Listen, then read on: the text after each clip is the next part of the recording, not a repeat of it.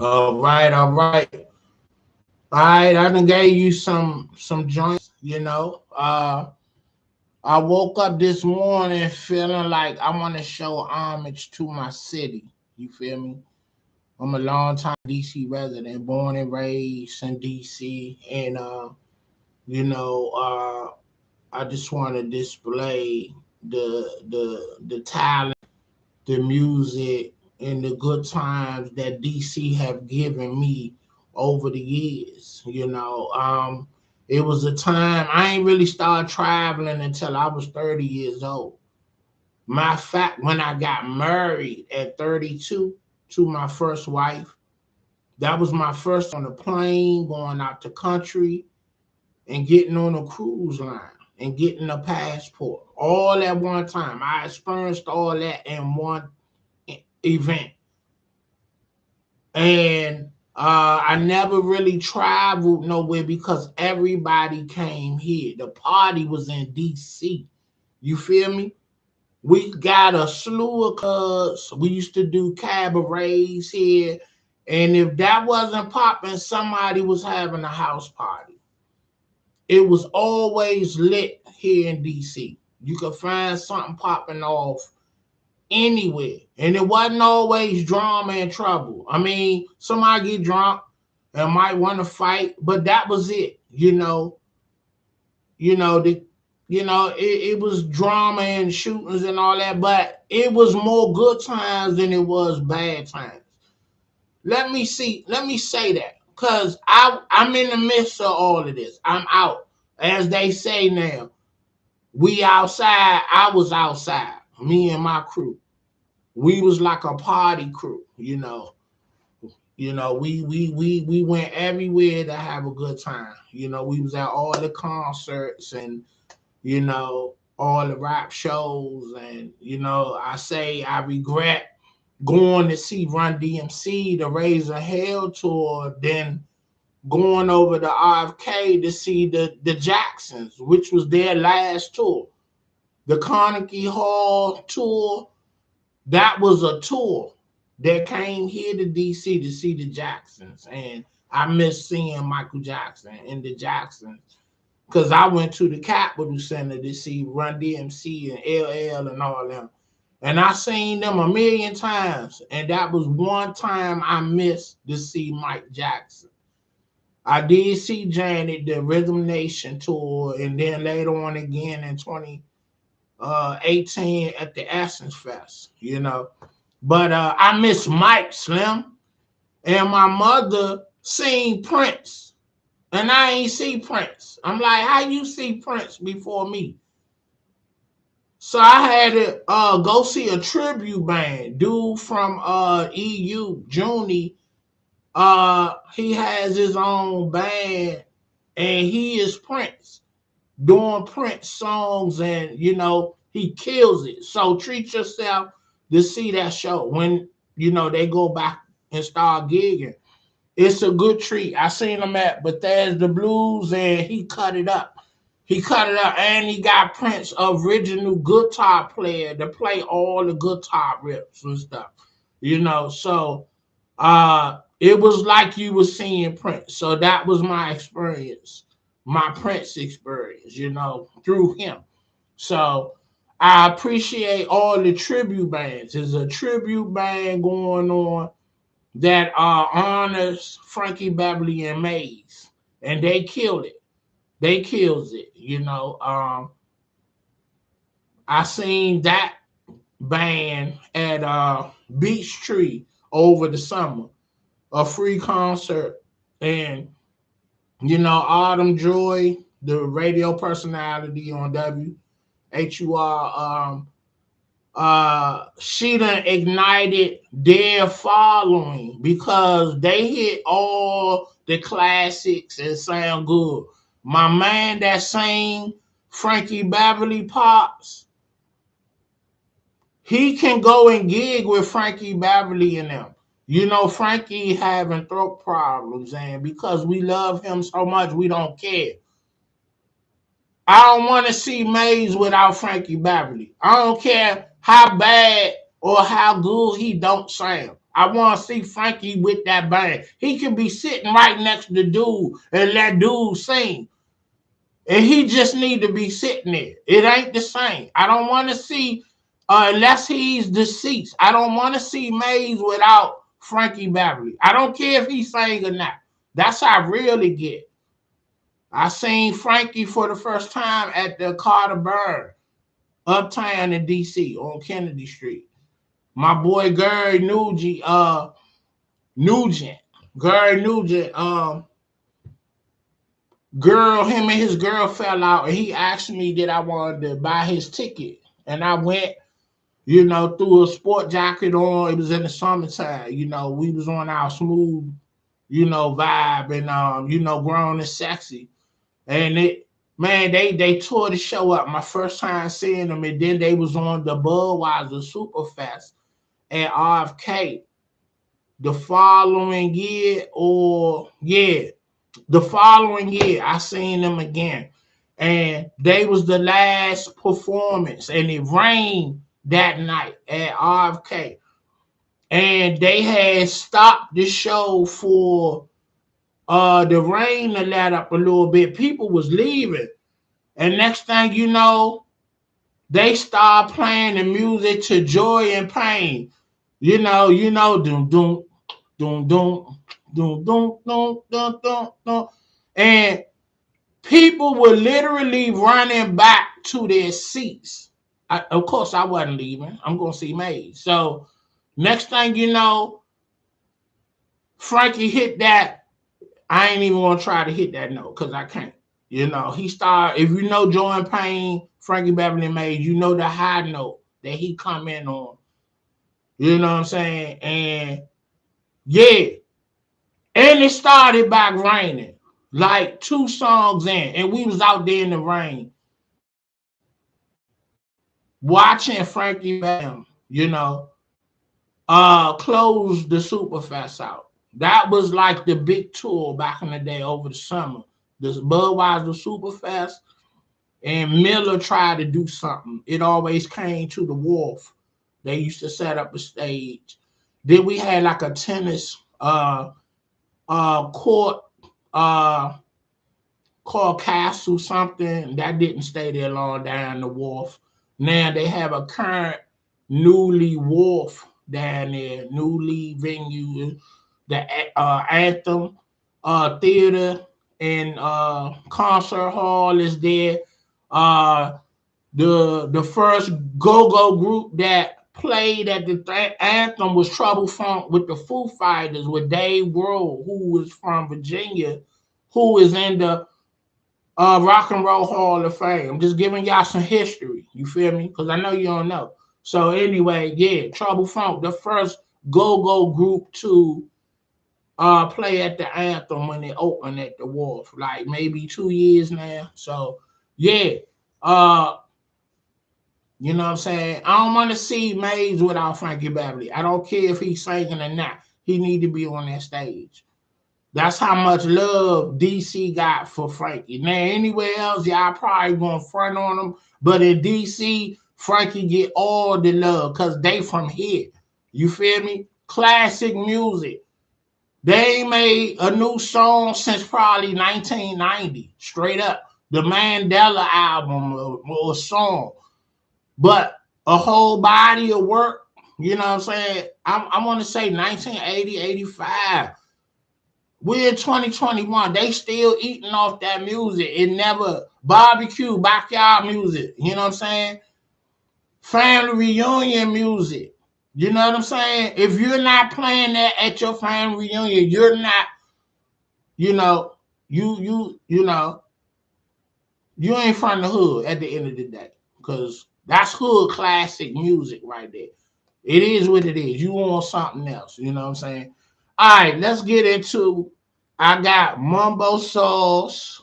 Welcome to DC, and this is the group that Miss Yendi was in and a part of.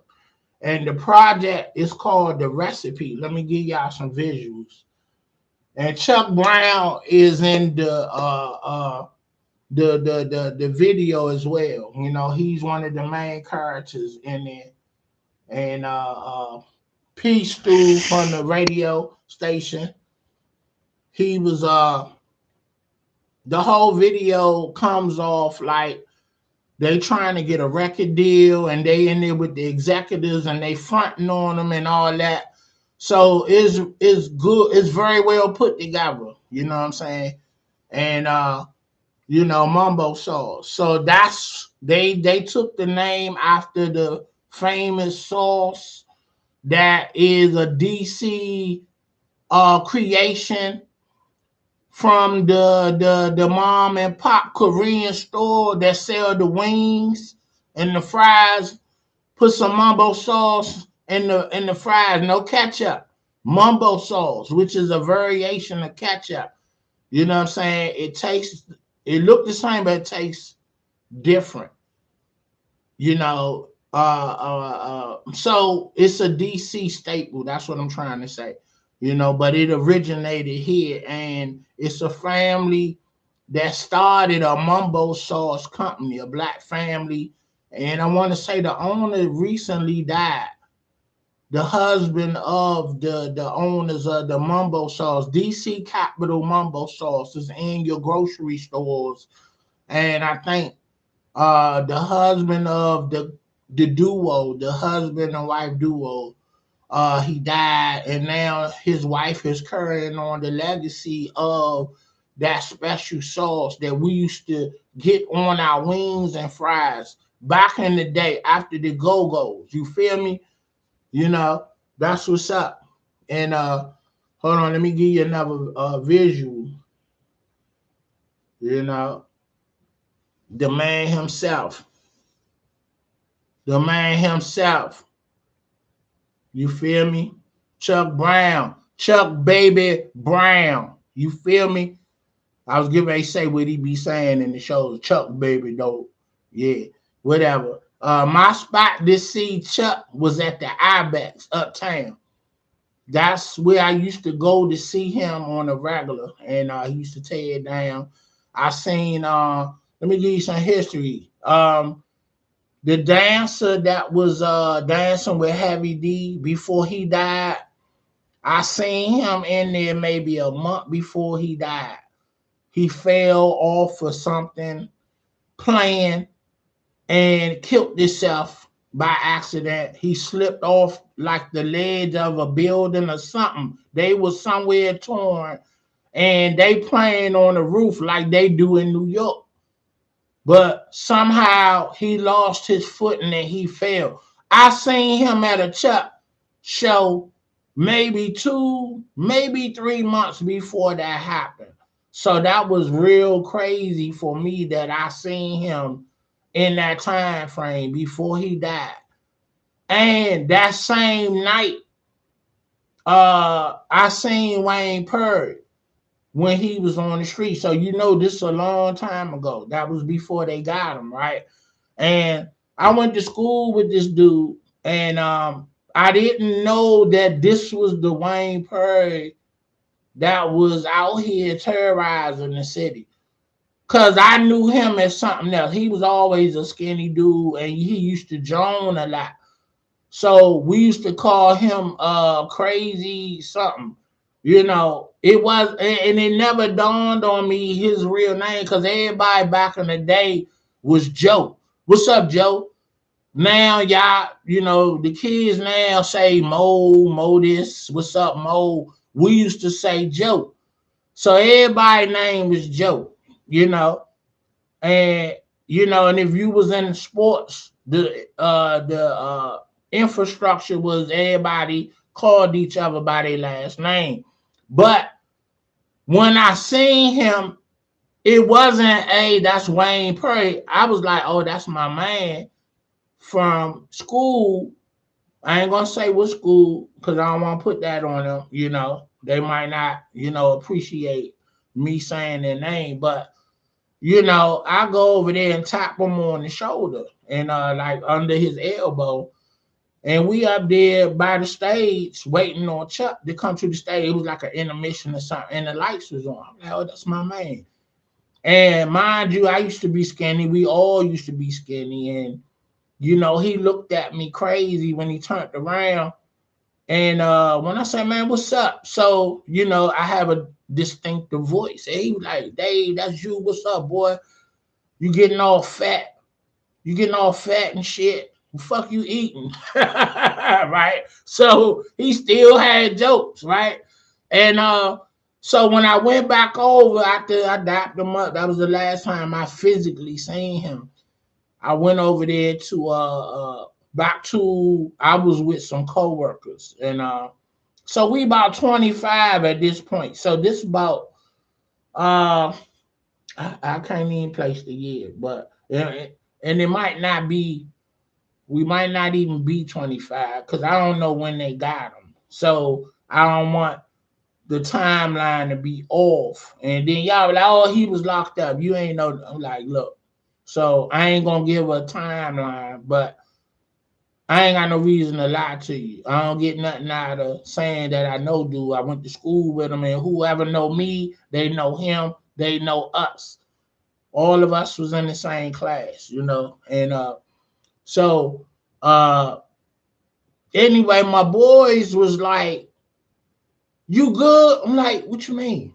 Like, man, don't you know that's Wayne Perry? I'm like, yeah, that's my man. Like, no, nigga, that's the dude laying folks down. I was like, him? Not him. That nah. I was like, oh snap. It never dawned on me that, you know, cause look, he a different dude at this point. I'm talking about when we were younger, we innocent. You know, we playing ball and joning and writing girls' letters. That's how I go back with him, you know. Now, I don't know who this dude is, but I forgot that that's his name. So I'm just telling you a story, facts, you know. But my boys was shook, you know. You know, they not street dudes. They like dudes that work, got good jobs, and you know, like man, them dudes with him, all them dudes was squaring up around you, you know. I ain't even see none of that because my attention was on him and we was by the stage. I didn't, so they didn't know if I was friend or foe. But because he was talking to me and we rapping, I guess, you know, they didn't fire down on me, you know, start stealing me and all that, you know. And I'm like, okay, that's the worst thing in the world to be in a fight that you don't even know what's going on, but that's how I used to pop off. You can get stolen on in a heartbeat. So, yeah, so luckily it didn't go down. You know, we was just rapping, you know, like, man, stay up and woo, woo, woo, you know, but I swear to God, the dude I knew was just a funny dude and joning all the time. I didn't know he became uh uh uh you know what he became. You know what I'm talking about. So anyway, all right, let's get into the video. Welcome to DC, and this is gonna be the last one for today or for right now about DC and the legacy. I'm just doing my part of what I remember, what I was around, and you know, so this is one of, you know, the offsprings of Trouble and EU and Red Essence, you know, one of the groups that came behind, you know, to keep the DC legacy going. So let me get into the video. You know what I'm saying? Let's see if we can get this going. Let's go. Mambo sauce. Welcome to DC, baby. Streets finest. Let's go.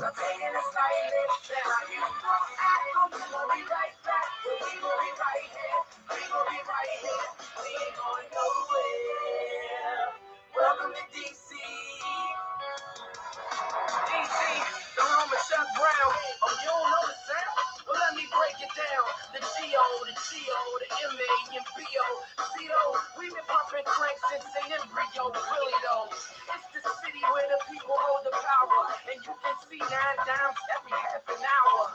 We're launching the Joe is the lingo, and brothers rob, so ain't nobody rocking mink coats. To break it down, the G.O., the G.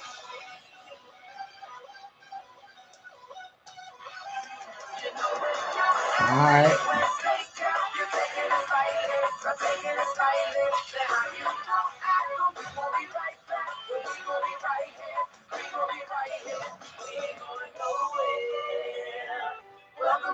Musicians. DC got hella musicians. They playing real instruments. When you come see a go-go, you want to hear and see real instruments, real musicians get down.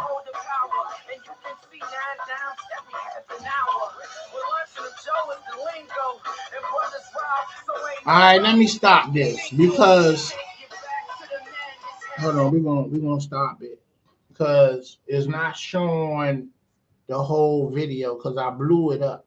So hold on, let me restart that, y'all. My bad. I blew it up so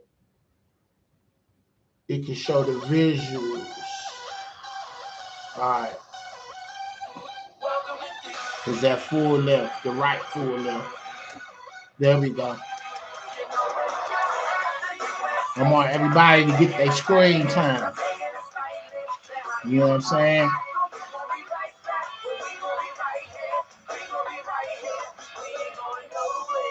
I didn't even know they had a lady on the drums giving it up.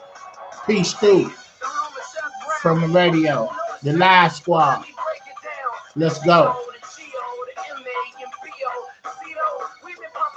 Peace through used to have them long braids. Him and Steph Level. And there was another dude with them too.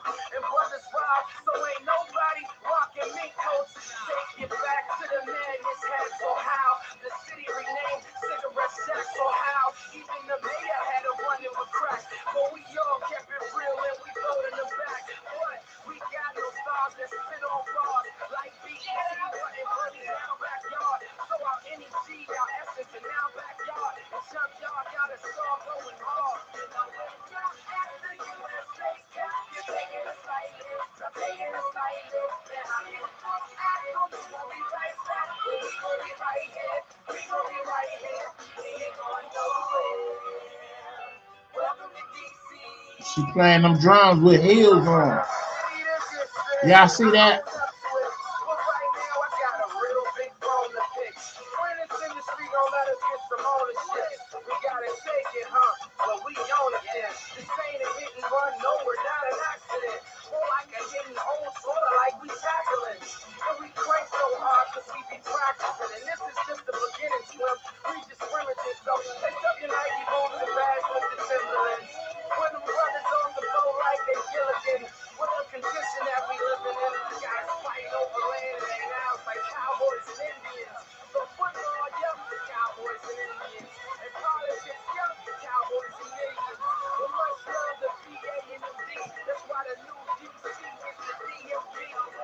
The new DC is the DMV. 20 Bello. Shouts out. That's who started the DMV first.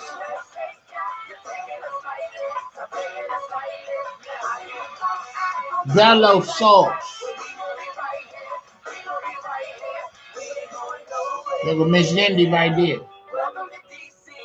Yeah. I wonder what's her name, Yendi, then. I mean, you know, did she have another name or whatever?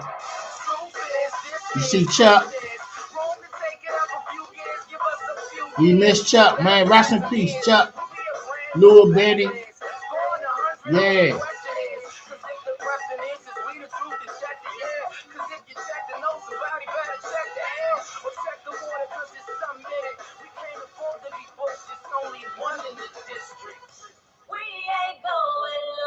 Godfather. Okay, go ahead, Yankee. Okay. She was going by Yankee.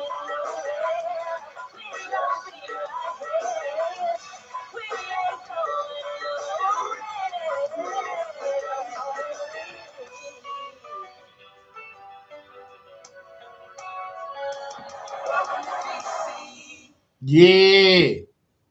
Yeah. Oh man.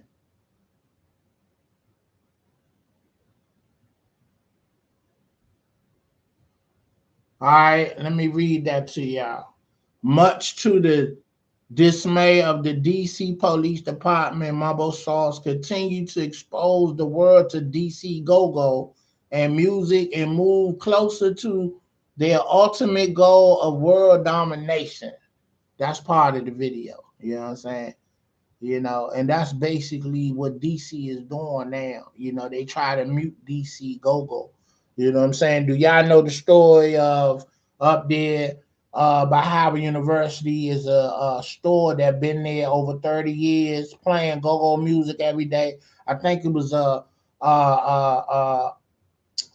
beeper shop. It been a few things. A beeper shop. I know it was a record shop at one time. I'm not sure what the retail is now, but uh some new resident moved to DC that ain't from here, and I guess is a resident near that corner, or he passed there. I don't even know if it's a he or she, but I'm assuming it's a man, and he's Caucasian, and uh I don't know what was his problem, but he was like, I'm tired of hearing that noise every time I pass it or come through here. He ain't know he was gonna have to fight the whole city of DC, the DMV. You see where they got you. Don't come here trying to change our culture. We've been here before you and we're gonna be here after you, sir or miss or whoever. DC Go Go is the official music of Washington, D.C. Just so you know. It ain't going nowhere. Like the song said, let's go. You know what I'm saying? Yeah, I'm gonna close it with that. Last time I saw Chuck was at Le Fonte Blue on a Thursday night, and he was with Belladonna and I forget the girl name, Miss she played the keyboards for Belladonna. Anyway, she was dressed like him. I think it was Chuck's birthday. And right after that, Chuck went in the hospital and never came home. He died. So that was my last in memory of Chuck. And my man had the video. I wish I had kept the video or told him send me the video. And because I was near the stage jamming, and he was recording the show, and and I was in the video. I'm jamming and partying and whatnot. So that was the last footage that I seen with myself and watching Chuck do his thing. And Miss Cherie, that's her name, Miss Cherie, was dressed like him on stage playing the guitar, and I bump into her a lot, around in the city, and I saw who had a tiny desk. It might have been Chuck. She was in his tiny desk show that NPR does. They have artists come in and do a show like 20 minutes of their hits, and it's a big deal. So I seen her in that video. I think Donnell Floyd is in the video too. So I'm gonna end it with that, man. I just felt like paying some gratitude, some props to my city through the go-go and some of the folks that I don't see being premiered as much, like Mambo Sauce, uh, Miss Yendi, and Miss Michelle Blackwell. These are the folks that